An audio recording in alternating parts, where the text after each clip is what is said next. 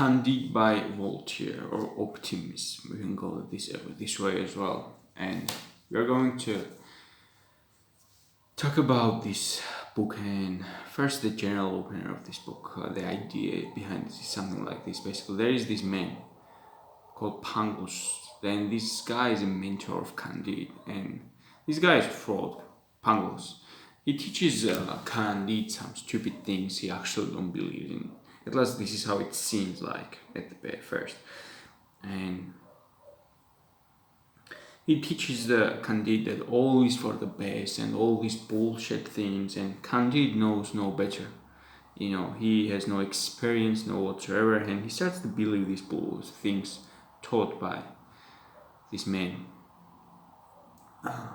And he experienced misfortune, got thrown out of his castle, went travel, saw a lot of disastrous things in life, very, very, very, like the evil of the world, like what kind of misfortune, disaster, war brings generally, how vile the people actually are, what happens to him on his journey, how he gets reached and robbed, how he's enslaved, whipped, stuff like this, how he loves Kunaganda, and how he thinks he loves, but he don't actually loves Kunaganda, right?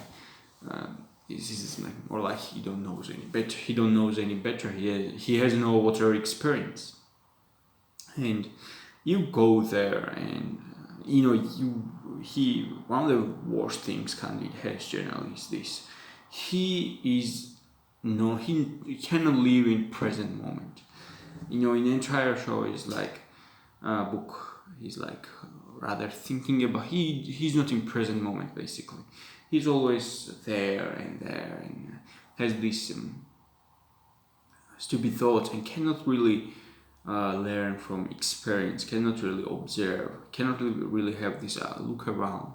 He has no power to look around and actually observe things the way they are. He looks all these disastrous things. He sees, destroyed villages where raped women and tortured men and stuff like that. And he still is like, well, all this for the best. And he experienced all this hell and nonsense. And he's still like, oh man, everything is for best and everything will be fine kind of mentality. Still, he has this kind of mentality, and everything has its special purpose or reason, right? This is the idea behind it, because people are like, oh, everything has purpose in life, and whatever happened to you should have happened. It's not because these disastrous things in life that happen to you, they should have happened. They did not happen to you because you were stupid and dumb. No, they should have happened to you because it's part of the journey. No, they are not. You were just stupid. You could not foresee through it, and that's why it's happened to you. Not because of some magical reason. No, and definitely not because that it is part of your journey. This is just a nonsense. Okay, throw that mentality out of the window. Nothing could really happen to you if you were smart enough and if you had learned it through. So this is and Candide still remains. So after seeing so many misfortunes, so many and women he thinks he loves, becomes ravished by a lot of different men, and eventually becomes ugly and it turns uglier and uglier every single day, to the point where he don't even want to marry her. His brother-in-law, basically this Kumaganda's brother, is an asshole, really stupid baron or something. It's like, even though Candide said him, he's like, no, I cannot let you marry my sister, and he can obviously see that her sister is definitely ugly. And here's, by the way, note, in the end of the book, you kind of see Candide become more realistic person, but it's already too late because he's too damaged by this nonsense, and he's drawn into this, he's surrounded with people you don't want to be surrounded with in the end. And he's already kind of broken, very tired, but no broken also materially, but also spiritually broken. He experienced a lot of nonsense. you know, there are a lot of wise conversations he has, you know, some words he hears, but in the end,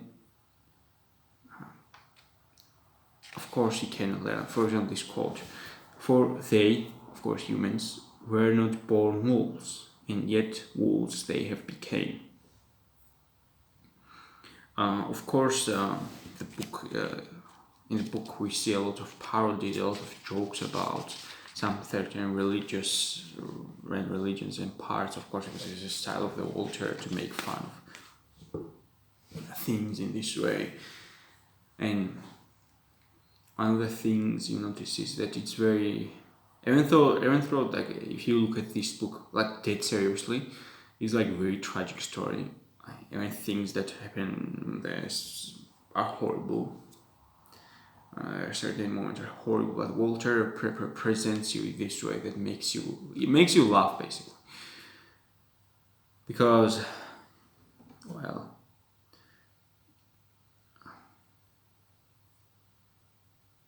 this is the style of Voltaire basically.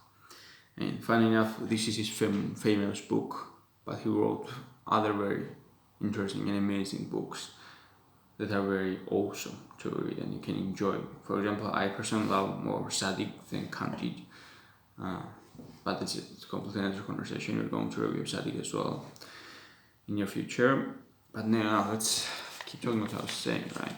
He has this, Walter has this style, right? And all these nonsense things he experiences, and me, what happens to him, at the end of the day, it's none other's fault than himself. Like, it's his fault what happens. And he, at the end, the book ends this way, like, let us cultivate our garden. And this saying, quote, like ending thoughts, let us cultivate our garden, like some which like he's like, hey, let's stop talking this nonsense philosophical stuff and this nonsense stupidity, and worry about this all nonsense and think about this useless garbage thing that is not useful, and let us cultivate our own garden. Let us pay attention to ourselves. Let us cultivate ourselves, and this is how it ends. And it kind of tells me that, Walter is this character Candide traveled throughout the world. He just traveled, but he never actually cultivated his own garden. He was on all these places. He was in El Dorado, stuff like that, but he never actually cultivated his own self, and he was never actually present to the moment. He could have stayed in El Dorado. He could have done a lot of things different way, but he did not.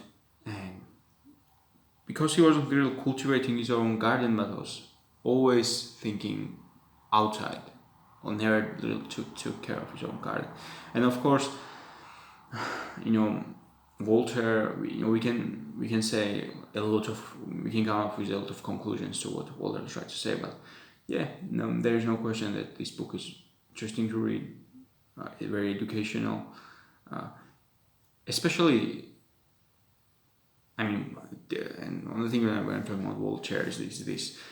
Well, this is his most famous work, but I have read 2 other books of Voltaire so far.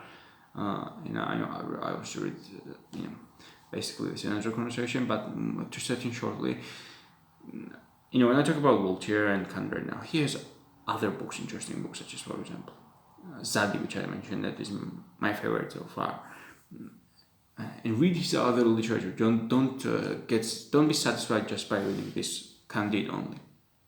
Read Zadig, read Babylonian Princess. All of these things have hidden meaning behind it, hidden lessons that can be taught to you. Zadig is a fascinating book to me. Zadig is like a book that I really love. It's like an amazing story. And just read his book, literature, right? Read Zadig, by the way, if you're watching this from after you finish reading Candide, or even before Candide, read his Zadig or Babylonian Princess, you may more resonate to this thing.